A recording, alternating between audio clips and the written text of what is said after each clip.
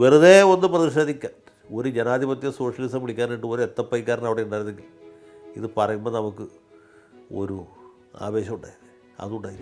അനശ്വര രക്തസാക്ഷികളുടെ പേരിലാണ് അദ്ദേഹത്തിന് സത്യപ്രതിജ്ഞയുണ്ട്. നല്ല രസമില്ലേ? ആ വൈസ് ചാൻസലർ പറഞ്ഞു, ഇത് നിൻ്റെ വീട്ടിൽ പോയിട്ട് അമ്മയുടെ അച്ഛൻ്റെ മുമ്പിൽ സത്യപ്രതിജ്ഞ ചെയ്താൽ മതി. ഈ വാചകത്തിൽ ഇവിടെ സത്യപ്രതിജ്ഞ ആണെങ്കിൽ അതിന് ഫോർമാലിറ്റി. സംഗീത് ചാൻസലർ തുലയട്ട്, your dal will not cook here എന്നൊക്കെയുള്ള ഭയങ്കരമായ മുദ്രാവാക്യങ്ങളുണ്ടായി. കേരളത്തിലെ കലാലയങ്ങൾ ചാൻസലറുടെ തന്തയുടെ വകയല്ല എന്നൊക്കെ പറഞ്ഞ് ഇവർ വലിയ ബാനർ വരുത്തിയതൊക്കെ നിങ്ങൾ ഓർക്കണ്ടോ? എറണാകുളം മഹാരാജാസ് കോളേജിൽ അച്ഛൻ കൊടുത്തൊരു മാല ബാലിക്ക് കൊണ്ട് അച്യുതൻ നൽകിയ മാല സുഗ്രീവനും എന്ന് പറഞ്ഞ പോലെ വലിയ കൂട്ടത്തല്ലേ. സദാനന്ദൻ്റെ സമയം എന്ന പേരിലൊരു സിനിമയുണ്ട്. എൻ്റെ അയൽവാസിയും സുഹൃത്തും അകന്ന ബന്ധുവായ ശ്രീ ദിലീപാണ് അതിൽ നായകനായിട്ട് അഭിനയിച്ചിട്ടുള്ളത്. സദാനന്ദൻ എന്ന പേരിലൊരാൾ വലിയ ജ്യോതിഷ വിശ്വാസിയാണ്. അദ്ദേഹത്തിൻ്റെ ജീവിതത്തിലുണ്ടാകുന്ന സംഭവങ്ങൾ, അദ്ദേഹം ജ്യോത്സ്യന്മാരുടെ ഉപദേശം അനുസരിച്ച് നടത്തുന്ന പ്രവൃത്തികൾ, അവസാനം അദ്ദേഹം മരിച്ചു പോകും എന്നൊരു പ്രവചനം ഉണ്ടാകുന്നു. അദ്ദേഹം മരിക്കുമെന്ന് വിചാരിച്ച് കിടന്നു, രാവിലെ എഴുന്നേൽക്കുമ്പോൾ മരിച്ചിട്ടില്ല എന്നറിഞ്ഞ് സന്തോഷിക്കുന്നതാണ് ഇതിൻ്റെ ഏകദേശം ഒരു ഇതിവൃത്തം എന്ന് വേണമെങ്കിൽ പറയാം. ഈ സദാനന്ദൻ്റെ സമയം എന്ന് പറഞ്ഞുകൊണ്ടാണ് നമ്മുടെ സഖാക്കളുടെ സമയം. എല്ലാ സഖാക്കളുടെ അല്ല, കുട്ടി സഖാക്കളുടെ സമയം, എത്തപ്പൈക്കാരുടെ സമയം. പ്രത്യേകിച്ചും എത്തപ്പൈ എന്ന് വെച്ചാൽ നമുക്കറിയാം, വലിയൊരു ലോക മഹാവിപ്ലവ സംഘടനയാണ്. സ്വാതന്ത്ര്യം, ജനാധിപത്യം, സോഷ്യലിസം, ഇതാണ് അവരുടെ മുദ്രാവാക്യം.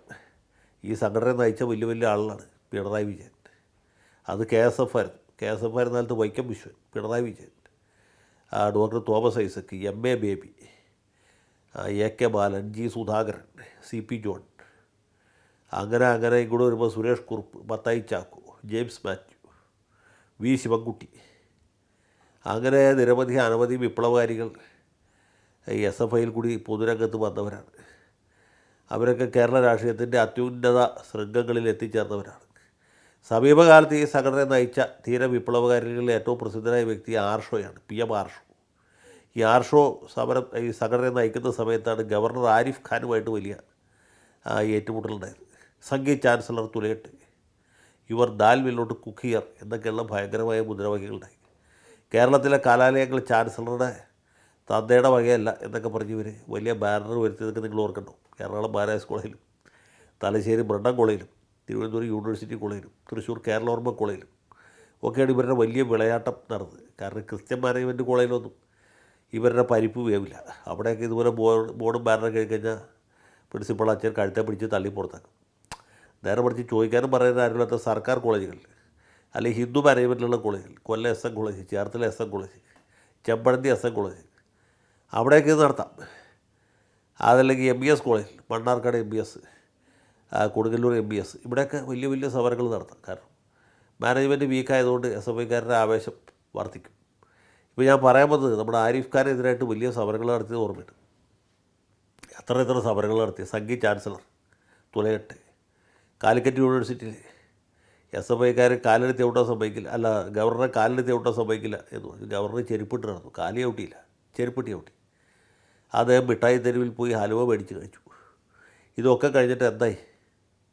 SFIക്കാരുടെ സമരം ഇപ്പോൾ അതെ കോഴി കോട്ടുവായിട്ട പോലെ.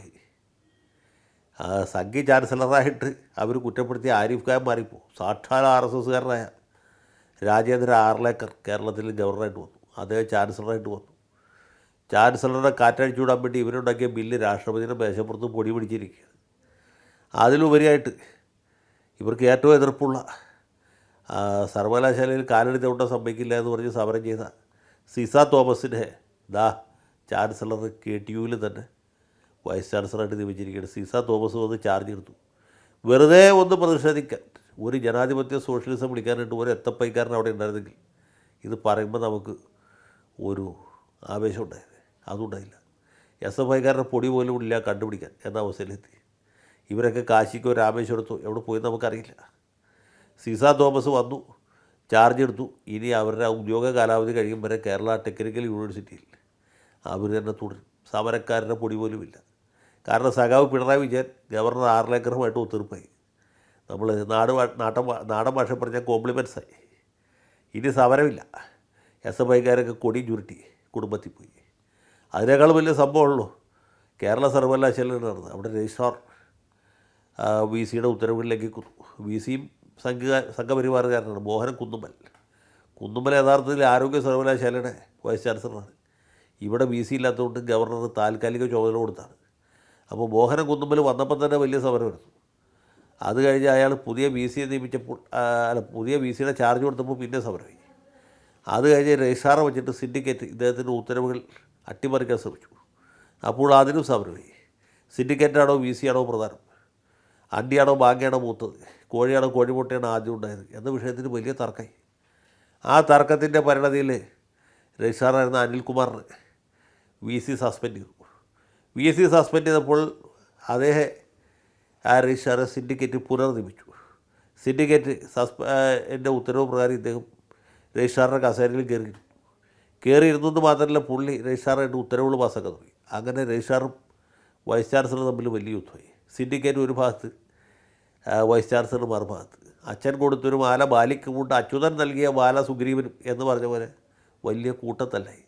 അപ്പോഴും എസ് എഫ് ഐക്കാർ ഈ യൂണിവേഴ്സിറ്റിയുടെ പഠിക്കാൻ വന്ന് വലിയ പ്രതിഷേധവും പ്രക്ഷോഭവും സമരവും മുദ്രാവാക്യവും സിന്ദാബാദും ഇൻകിലാബൊക്കെ നടത്തി. എന്നിട്ടെന്നുണ്ടായി ഇപ്പോൾ വൈസ് ചാൻസലറുടെ ഉത്തരവ് പ്രകാരം അനിൽകുമാറിൻ്റെ ഡെപ്യൂട്ടേഷൻ റദ്ദാക്കി അദ്ദേഹത്തെ ശാസ്താംകോട്ട DB കോളേജിലേക്ക് മടക്കി അയച്ചിരിക്കുകയാണ്. അപ്പോൾ നമ്മൾ വിചാരിക്കും പുള്ളിക്ക് സമാധാനത്തോടെ അവിടെ പോയി ജോലി ചെയ്യാം. അതും പറ്റില്ല. അദ്ദേഹത്തിന് അവിടെ ചാർജ് എടുക്കാൻ പറ്റില്ല. കാരണം അദ്ദേഹത്തിൻ്റെ സസ്പെൻഷൻ ഇപ്പോഴും നിലനിൽക്കുകയാണ്. അപ്പോൾ അനിൽകുമാർ അവിടെ ഇല്ല, ഇവിടെ ഇല്ല, കടിച്ചതുമില്ല, പിടിച്ചതുമില്ല, അല്ലെങ്കിൽ എന്താ പറയുക, അതുമില്ല ഇതുമില്ല, അമ്മയുടെ ദീക്ഷയില്ല എന്ന് പറഞ്ഞ അവസ്ഥയിലായി. അങ്ങനെ അനിൽകുമാർ എങ്ങും ഇല്ലാത്ത അവസ്ഥയിൽ നിൽക്കുകയാണ്. അനിൽകുമാറിന് വേണ്ടി വാദിക്കാൻ ആരുമില്ല. അനിൽകുമാറിന് വേണ്ടി വിലപിക്കാൻ ഒരുപക്ഷെ അദ്ദേഹത്തിൻ്റെ ഭാര്യയും പിള്ളേരും ഉണ്ടാവും, വേറെ ആരുമില്ല.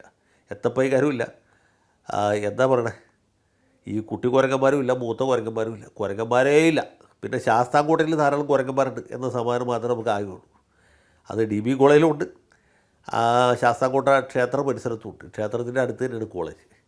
അപ്പോൾ ആ കുരങ്ങന്മാരെ വെച്ച് ഇപ്പോൾ പാവ അനിൽകുമാറിനെ അഡ്ജസ്റ്റ് ചെയ്യാൻ മാർഗമുള്ളൂ. എത്തപ്പൈക്കാരും ഇല്ല, മൂത്ത കുരങ്ങന്മാരും ഇല്ല, ആരുമില്ല. അദ്ദേഹത്തിന് വേണ്ടി ആരുമില്ല. അദ്ദേഹം ഇവിടെ ഇല്ല, അവിടെ ഇല്ല, സസ്പെൻഷനിലാണ്. കോളേജിൽ ചാർജ് എടുക്കാൻ പറ്റില്ല, ചാർജ് എടുത്താലും ഫലമില്ല, ജോലി ചെയ്യാൻ പറ്റില്ല, ശമ്പളം കിട്ടില്ലെന്ന് പടച്ചവന് മാത്രം അറിയാം. ഏതായാലും ശാസ്താംകോട്ട ക്ഷേത്രത്തിൽ ഇടയ്ക്ക് പോകുന്നത് വഴിപാട് കഴിപ്പിക്കുന്നത് നന്നായിരിക്കും. ഇനിയിപ്പോൾ ദൈവം മാത്രമേ പുള്ളിക്ക് പിന്തുണയായിട്ടുള്ളൂ. ഇതൊക്കെ കഴിഞ്ഞിട്ട് SFIക്കാരുടെ വിപ്ലവ വീര്യത്തിന് വല്ല കുറവുണ്ടോ? അതാണ് ഏറ്റവും വലിയ തമാശ. ഈ കാലിക്കറ്റ് യൂണിവേഴ്സിറ്റിയിൽ മറ്റേ ഡിപ്പാർട്ട്മെൻറ്റ് സ്റ്റുഡൻസ് യൂണിയൻ്റെ ചെയർമാനായി തിരഞ്ഞെടുക്കപ്പെട്ട ഒരു ധീര വിപ്ലവകാരി കഴിഞ്ഞ ദിവസം സത്യപ്രതിജ്ഞ ചെയ്ത് ഞാൻ കണ്ടു. അനശ്വര രക്തസാക്ഷികളുടെ പേരിലാണ് അദ്ദേഹത്തിന് സത്യപ്രതിജ്ഞ ചെയ്തത്. നല്ല രസമില്ലേ? ആ വൈസ് ചാൻസലർ പറഞ്ഞു, ഇത് നിൻ്റെ വീട്ടിൽ പോയിട്ട് അമ്മയുടെ അച്ഛൻ്റെ മുമ്പിൽ സത്യപ്രതിജ്ഞ ചെയ്താൽ മതി. ഈ വാചകത്തിൽ ഇവിടെ സത്യപ്രതിജ്ഞ ആണെങ്കിൽ അതിന് ഫോർമാറ്റ് ഉണ്ട്. ആ ഫോർമാറ്റിൽ സത്യപ്രതിജ്ഞ ചെയ്യാൻ പറ്റുമെങ്കിൽ ചെയ്തേച്ചാൽ എന്ന് പറഞ്ഞ് BC ഇറങ്ങിപ്പോയി. പണ്ടൊക്കെ ആണെങ്കിൽ ഏതെങ്കിലും BCക്ക് ധൈര്യം വരും. SFIക്കാർ വിപ്ലവകാരികളുടെ പേരിൽ, ചെഗുവേരയുടെ പേരിൽ സത്യപ്രതിജ്ഞ ചെയ്താലും അത് സ്വീകരിക്കുമായിരുന്നു. പിണറായി വിജയൻ്റെ നാമത്തിൽ ഞാൻ സത്യപ്രതിജ്ഞ ചെയ്യുന്നു എന്ന് പറഞ്ഞാൽ അംഗീകരിക്കുമായിരുന്നു. അതല്ല മരിച്ചുപോയ നമ്പൂരിപ്പാടിൻ്റെയോ നയനാരുടെയോ അല്ലെങ്കിൽ പ്രതിഭാ ഹരിയുടെയോ ആർഷോയുടെ പേരിലോ സത്യപ്രതിജ്ഞ ചെയ്താലും മതിയായിരുന്നു. ഇനി അത് പറ്റില്ല. കാരണം ഈ ലോക്കൽ ബോഡി ഇലക്ഷനിൻ്റെ റിസൾട്ട് വന്നപ്പോൾ BCക്ക് മനസ്സിലായി ഈ സഖാക്കളുടെ പറഞ്ഞ ഇനി അധികം നാളുണ്ടാവില്ല. ഇവരെ പോലുള്ള വിപ്ലവകാരികളൊക്കെ ഇത്ര നാൾ സഹിച്ചു, ഇനി സഹിക്കേണ്ട ആവശ്യമില്ല. അനുശ്രീ പറഞ്ഞത് കേട്ടിട്ടോ, ആർഷോ പറയുന്നത് കേട്ടിട്ടോ, അല്ലെങ്കിൽ AK ബാലൻ പറയുന്നത് കേട്ടിട്ടോ അല്ല യൂണിവേഴ്സിറ്റി ഭരിക്കേണ്ടത്. യൂണിവേഴ്സിറ്റിയുടെ മുതലാളി 6 ഏക്കറാണ്. 6 ഏക്കറിൻ്റെ ഹെഡാഫീസ് എന്ന് പറഞ്ഞത് തിരുവനന്തപുരത്ത് മാരാർജി ഭവനും നാഗ്പൂരിലെ RSS ഹെഡ്ക്വാർട്ടേഴ്സുമാണ്. അതുകൊണ്ട് ഈ പരിപ്പ് ഇവിടെ വേവില്ല. ഇത്ര നാളും മാർക്സിസ്റ്റുകാരുടെ പരിപ്പ് വേന്നു, ഇനി ഈ പരിപ്പ് വേവില്ല എന്ന കാര്യം ആർക്ക് മനസ്സിലായി? കാലിക്കറ്റ് യൂണിവേഴ്സിറ്റിയിൽ BCക്ക് വരെ മനസ്സിലായി. ഇത്രയുള്ളൂ സംഗതി. SFIക്കാർ സമരം ചെയ്ത് എവിടം വരെ സമരം ചെയ്യും? നമ്മുടെ നാട്ടുമ്പുറത്ത് ഒരു ചൊല്ലുണ്ട്, കൊഞ്ചം തുള്ളിയാൽ മുട്ടോളം, പിന്നെ തുള്ളിയാൽ ചട്ടിയിൽ. ഇതാണ് SFIക്കാരുടെ അവസ്ഥ. ഇനിയിപ്പോൾ രമേശ് ചെന്നിത്തല VD സതീശനോ മുഖ്യമന്ത്രിയായിട്ട് വന്നിട്ട് SFIക്കാർ സമരം ചെയ്യാൻ കിട്ടല്ലോ. പണ്ട് കരുണാകരൻ്റെ കാലത്തുണ്ടായ പോലത്തെ സംഭവങ്ങളായിരിക്കും ഉണ്ടാവുക. SFIക്കാരുടെ പുറവും പോലീസിൻ്റെ ലാത്തി തമ്മിലായിരിക്കും ബാക്കിയുള്ള കളി. അതുകൊണ്ട് ധീരസഖാക്കളെ തല്ലുള്ളത് തയ്യാറായിരുന്നുള്ളൂ. നിങ്ങളുടെ പുറവും പോലീസിൻ്റെ ലാത്തി തമ്മിലുള്ള കളി തുടങ്ങാൻ പോവുകയാണ്. എല്ലാവർക്കും വിപ്ലവാഭിവാദ്യങ്ങൾ.